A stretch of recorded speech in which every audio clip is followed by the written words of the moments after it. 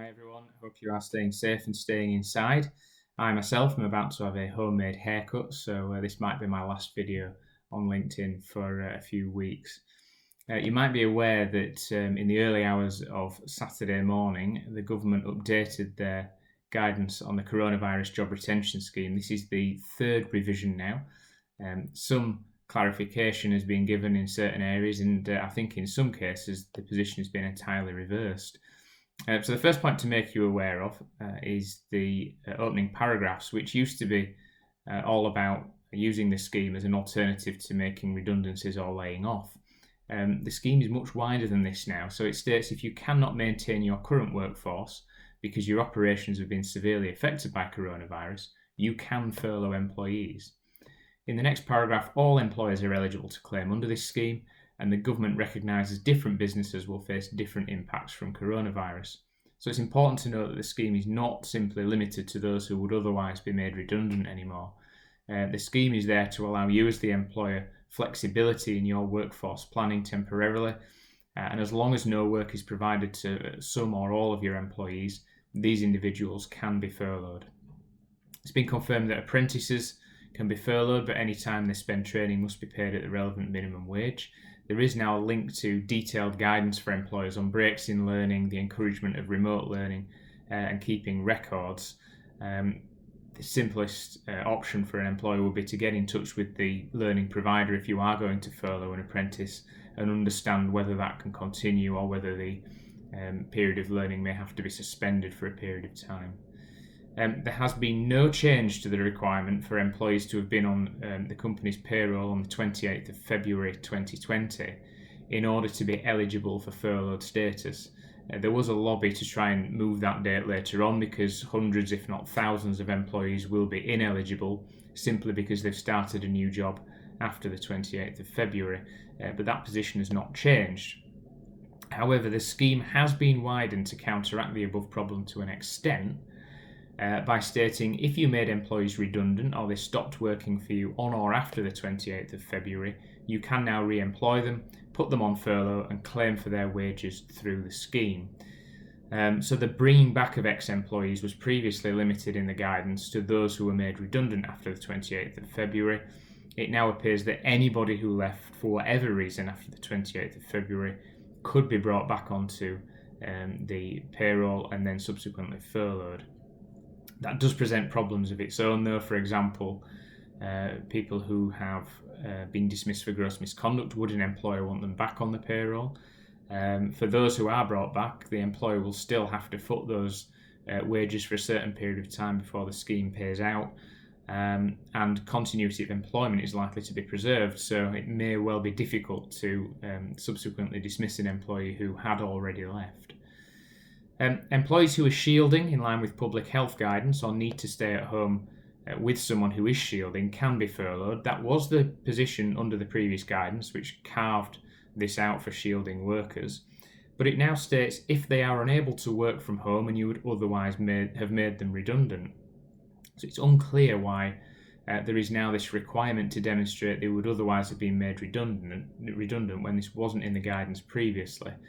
This does seem unnecessarily more restrictive to me, and I do wonder whether that will be loosened because it acts as a disincentive to those people, those highly vulnerable people who were needing to shield.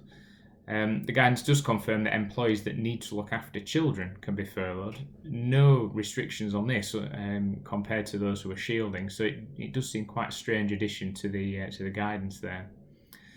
The guidance now clarifies that employees may not only continue with secondary employment that they already have, but may, with your discretion as the employer, start a new job if they want to. So this could result in an employee actually coming out with more money than had they not been furloughed in the first place, because they'll get at least 80% of their earnings capped at $2,500, and could, if you gave them consent to do so, start a second job elsewhere without losing that entitlement.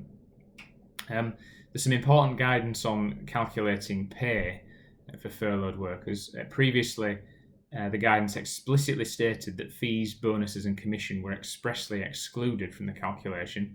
Complete U-turn, according to the new guidance. An employer can claim for any regular payments you are obliged to pay to your employees, including overtime, fees, and compulsory commission payments. So we interpret that to mean any such payments which are contractual.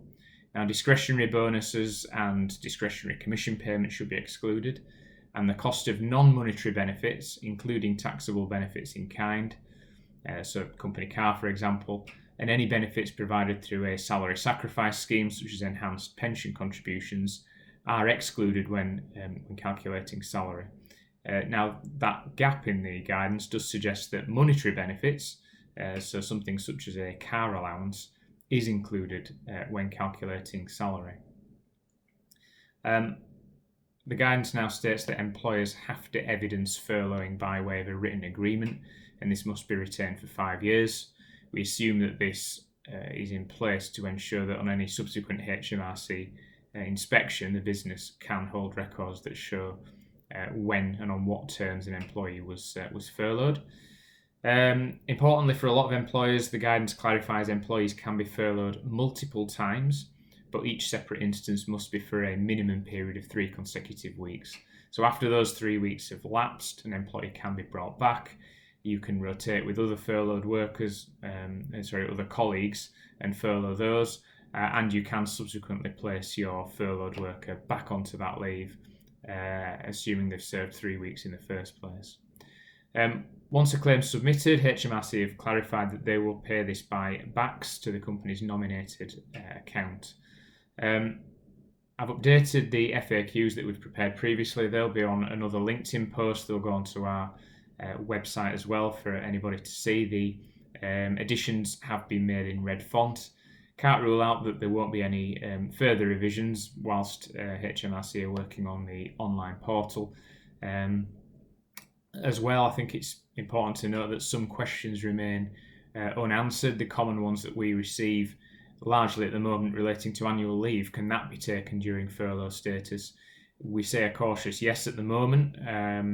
We don't have official confirmation of that, but that's how we're advising.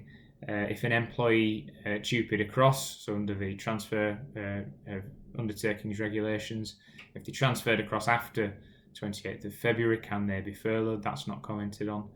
And does the government intend to be so restrictive with employees who are shielding? Because at the moment it does appear that they're much more disadvantaged by this guidance, disproportionately when compared to other employees who, for example, can't work because they now have children at home. Those items remain to be seen. Hopefully there will be a further update to that guidance, but in the meantime, I hope you found this to be useful. Thank you.